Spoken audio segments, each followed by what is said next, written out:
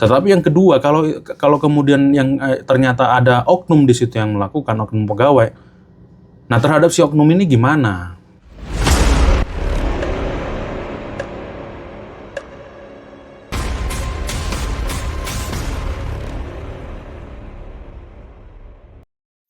Oke, Bro Leo, kembali lagi kita di podcast kita. Sambil minum kali ya? Iya. Apa itu isinya? Kopi kayaknya. Kok beda? Ini gue. Apa gue belum dapat ini? Belum dapat endorsan kali ya? Tadi kan Bapak bilang udah sama kayak kulit saya, jangan. Bro Leo, jadi gue sempat lihat berita lah yang belakangan ini cukup jadi apa tuh namanya, jadi bahan nggak jadi bahan perbincangan juga sih ya, tapi ini Ya, cukup ini sering terjadi lah ya, sebenarnya. Kalau ngomongin berita hukum akhir-akhir ini banyak banget bro. Mulai dari Nikita Mirzani akhirnya putusan, kemudian gugatannya dia di mana Reza Gladys mau menggugat balik minta 504 M, terus kasus yang anak ya kan, yang dicuri diambil di mana, ya kan, ternyata ditemukannya di mana gitu, udah antar pulau kan. Ya belum lagi mau ada redenominasi ya. Ya terus kemudian putusan MK kemarin. Putusan MK yang baru. Ya putusan MK yang terbaru ini yang tiba-tiba kepolisian dilarang untuk bekerja di luar institusi Polri, kalau mau bekerja harus pensiun atau mengundurkan diri gitu loh. Banyak lah. Ada banyak. Tapi dari itu semua kayaknya gue nggak ke arah situ. Ini lebih ke kejadian yang terjadi di masyarakat. Itu ada, mungkin lo tahu juga di Kabupaten Karo ada salah satu nasabah di Bank BRI. Oke. Kan, yang gue tahu dia kehilangan uang dari rekeningnya.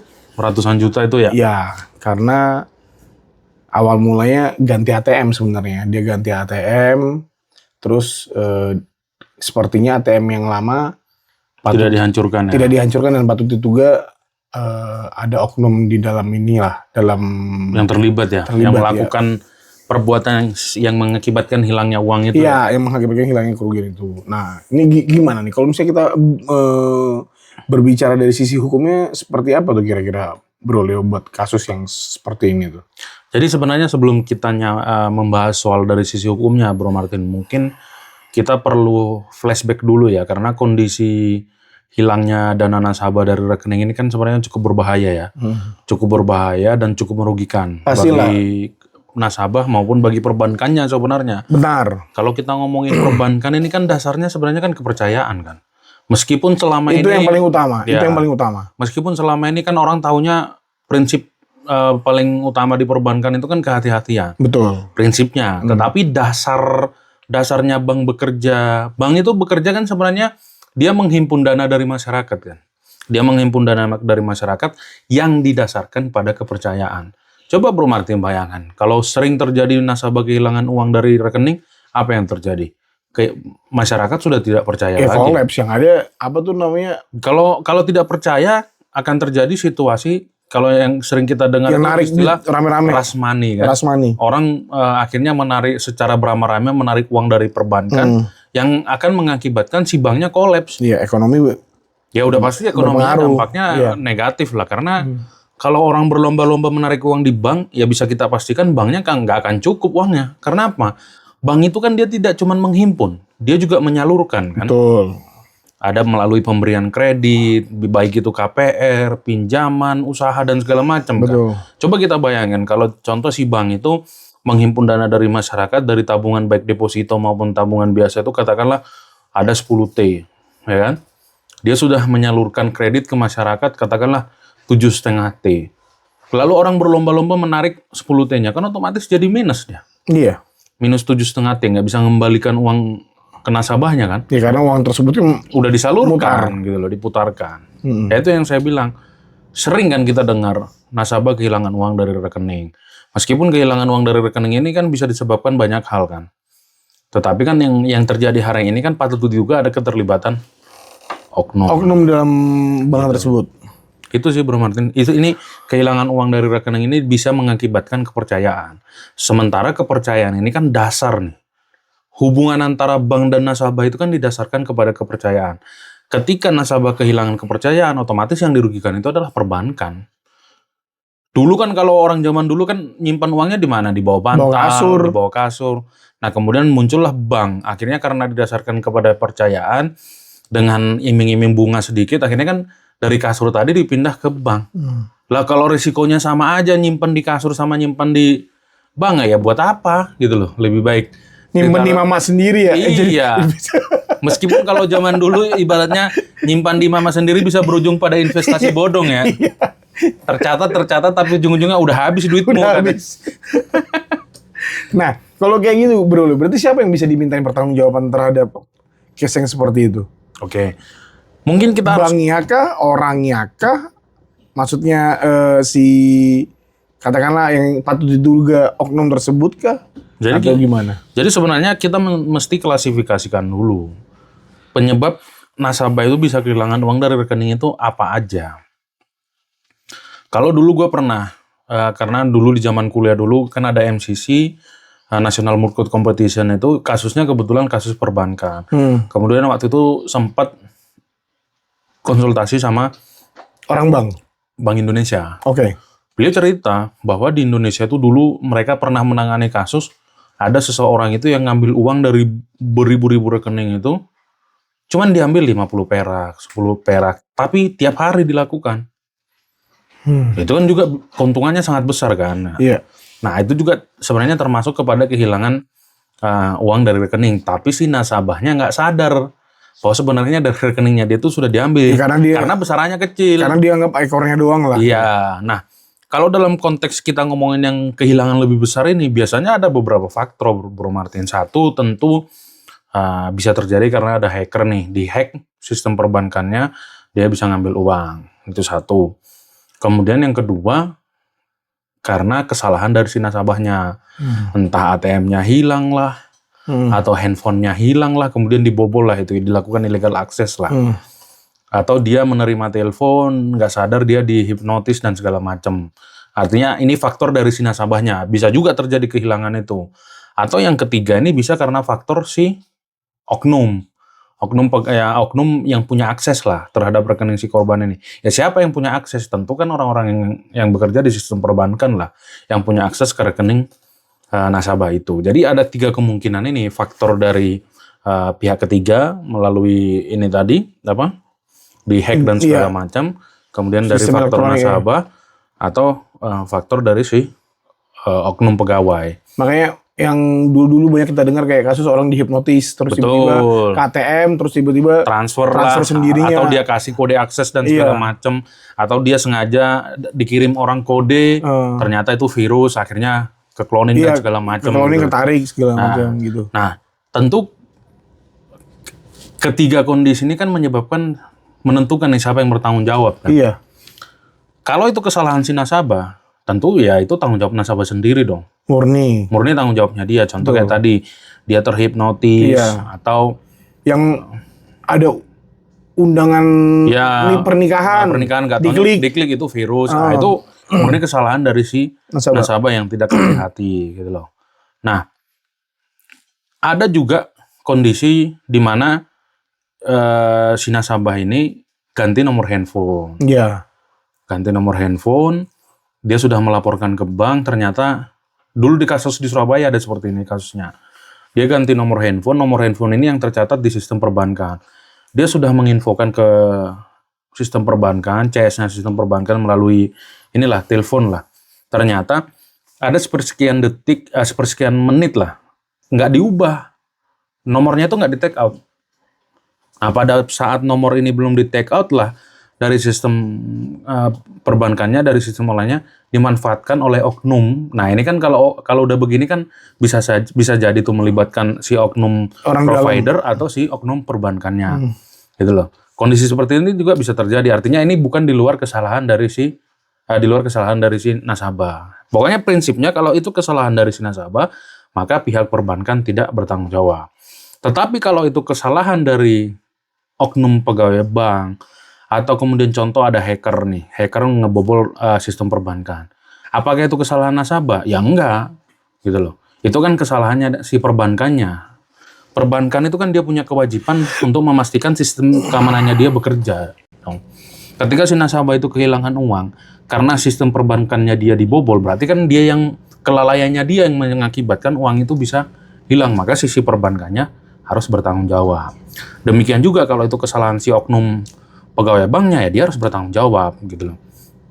Kalau kita kaitkan kemudian di kasus yang di Tanah Karo kemarin, di Kabupaten Karo itu kan ternyata setelah viral di media sosial, di TikTok, tiba-tiba uangnya kan dikembalikan. Kemudian ada si nasabahnya membuat video lagi bahwa disampaikan sudah diganti seluruhnya uang yang hilang tersebut. Nah, sebenarnya dari kasus itu muncul pertanyaan, ya kan? Uang siapa itu?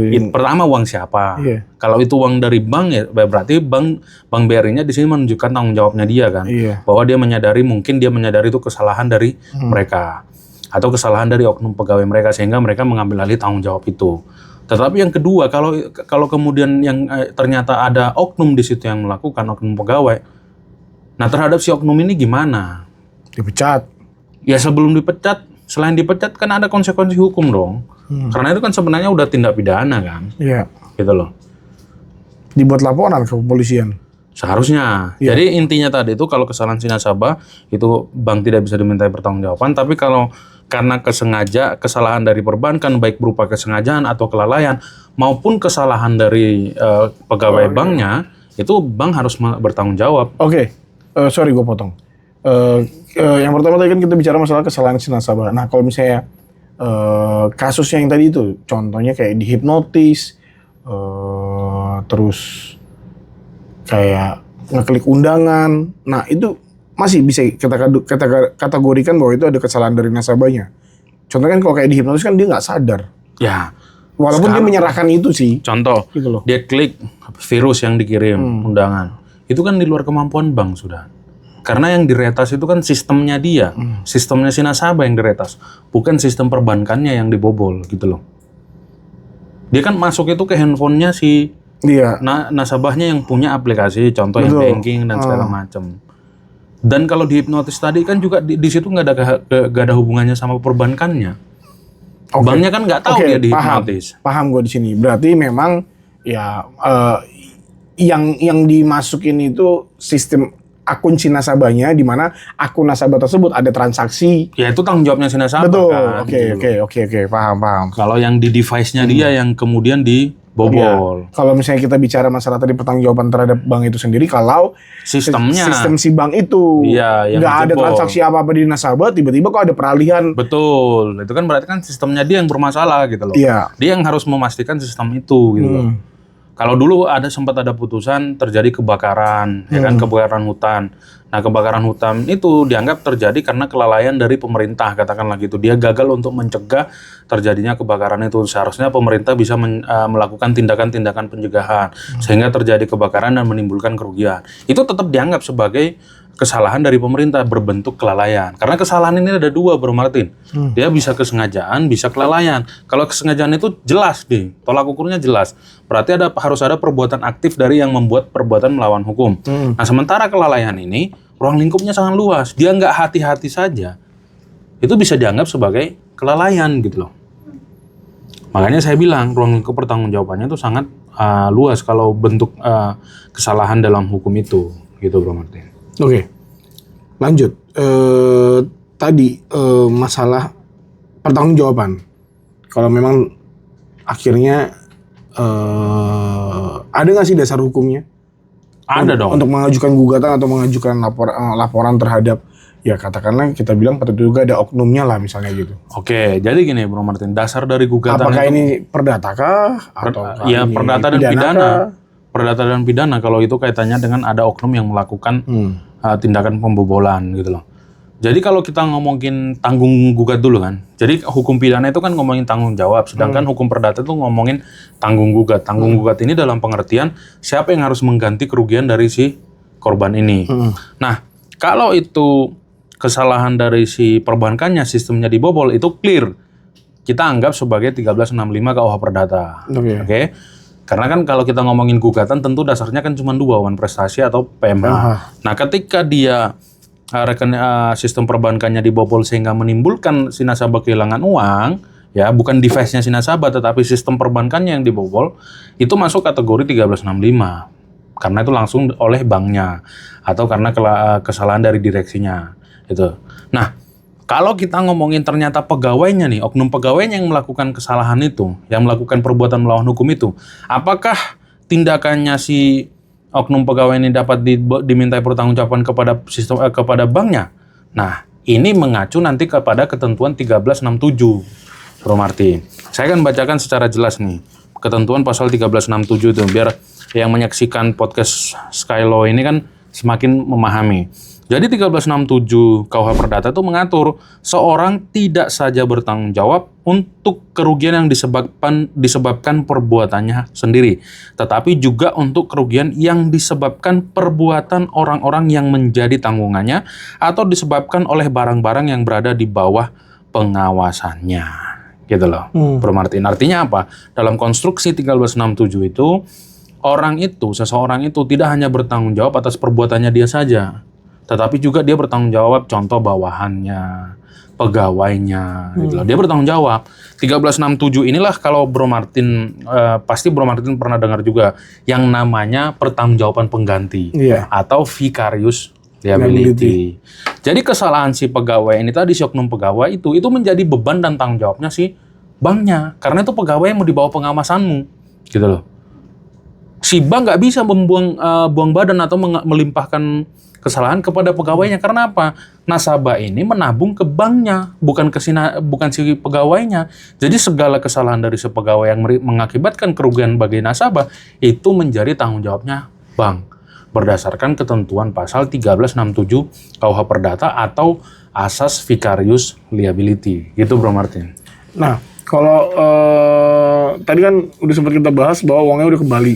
Kalau uangnya udah kembali itu misalnya orang tersebut sudah bikin laporan ke polisian lah bahwa ada kehilangan segala macam, tapi ternyata ya karena ada laporan ke polisian itu akhirnya uangnya kembali itu bisa dibilang berdamai nggak? Maksudnya udah selesai belum permasalahan? Ya, kalau kita ngomongin pidana tentu harus kita lihat dulu ini deliknya apa? Delik aduan atau delik laporan?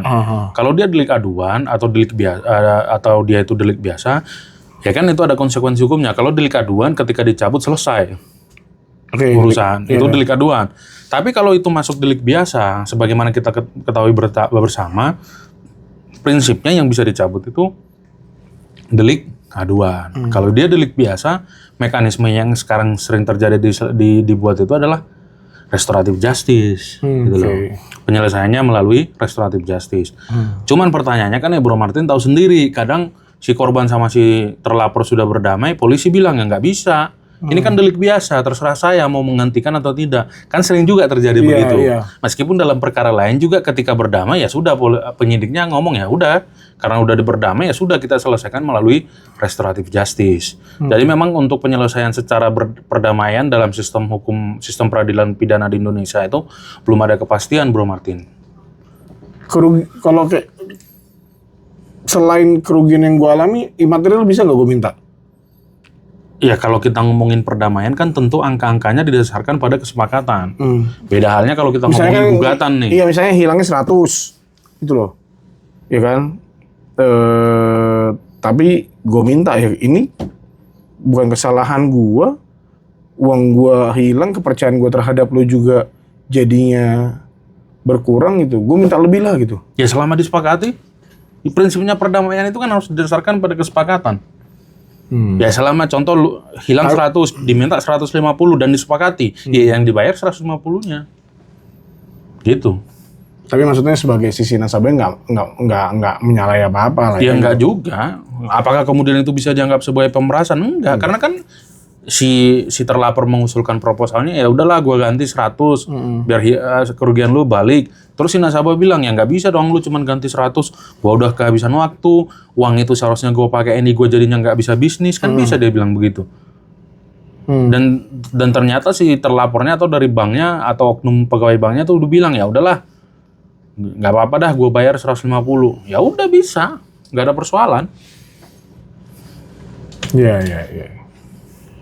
Oke, kira-kira ada yang mau bertanya nggak ya nih dari rekan-rekan yang sudah hadir pada sore hari ini di studio Skylo Talk.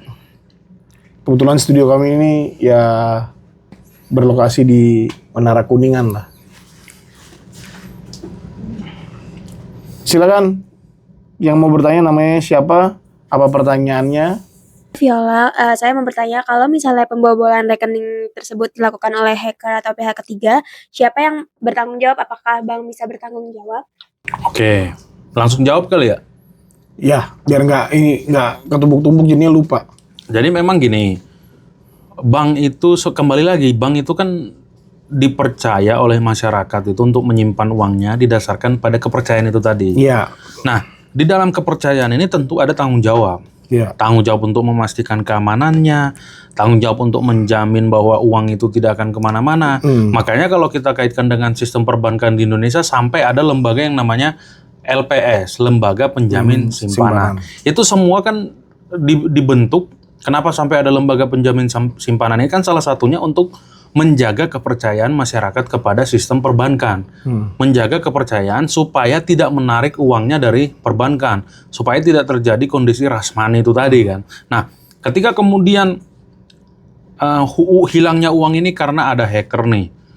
Ada pihak ketiga. Berarti kan ada keterlibatan pihak ketiga nih yang membobol sistem perbankan. Kembali lagi ke tadi. Dalam konsep perbuatan melawan hukum atau perbuatan melanggar hukum yang diatur di dalam 1365, Junto 1366 itu, kesalahan itu tidak hanya kesengajaan, tetapi juga kealpaan, Bro Martin. Ketika dia menyiapkan sistem perbankan dan dia tidak menjaga sistem perbankan ini sehingga dibobol oleh pihak ketiga atau hacker, konsekuensi hukumnya apa? Maka ketika itu berhasil dibobol dan ada kerugian bagi nasabah, itu termasuk kepada kategori kealpaan.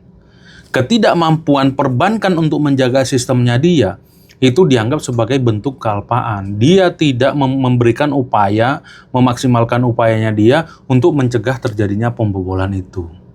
Dia sepenuhnya menyadari, perbankan sepenuhnya menyadari bahwa karena ini sistem online, sistem internet, ada kemungkinan akan dilakukan upaya-upaya hacker. Maka dia harus mencegah jangan sampai terjadi itu.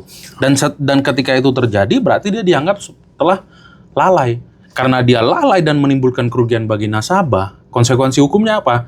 Dia harus mengganti kerugian dari si nasabah tersebut. Hal ini sesuai dengan ketentuan pasal 1365 Junto 1366 KUH Perdata. Begitu, Viola. Dan ini juga gue jadi inget sama kasus beberapa waktu yang lalu yang bank apa itu ya? Yang dalam satu hari itu transaksi tidak bisa dilakukan, BSI ya kalau nggak salah waktu itu ya.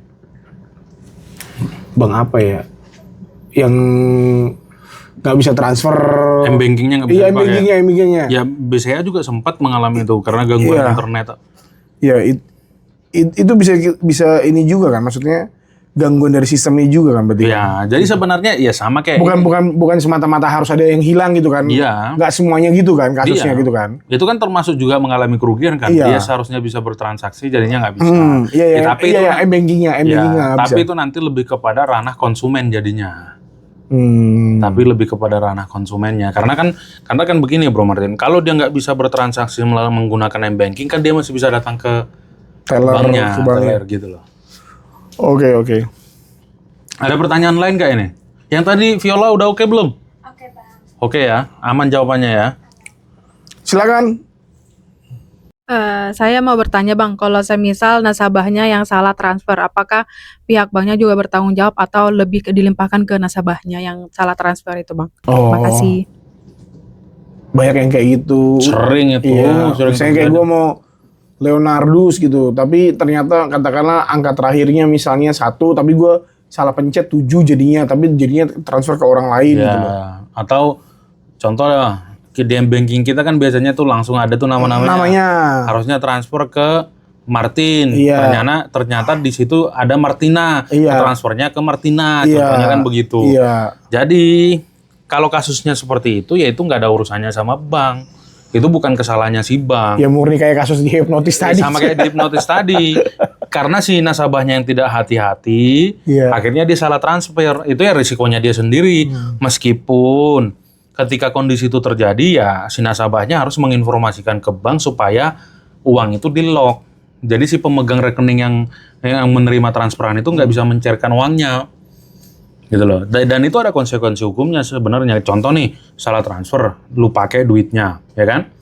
Itu bisa masuk penggelapan orang yang menerima salah transfer itu. Dia nggak mau kembaliin nih, dia ambil duitnya dipakai. Itu masuk kepada pasal penggelapan. Karena kan masuknya uang itu ke dia bukan karena tindak pidana, tetapi ketika dia menggunakan uang itu dan tidak mau mengembalikan, di situ muncul tindak pidananya gitu.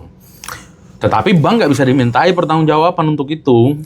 Tapi sebenarnya kalau dipikir-pikir, kalau misalnya katakanlah ada uang di dalam rekening gue yang tiba-tiba hilang, harusnya kan secara di rekening koran itu kan ketahuan ya kemana ya ini. Iya, sebenarnya bisa dilacak. Iya. Cuman kan yang jadi problem sebenarnya ketika orang sudah sejak awal berniat jahat, ketika duit masuk ke rekeningnya dia kan langsung diambil, dikosongin, Pak. Iya.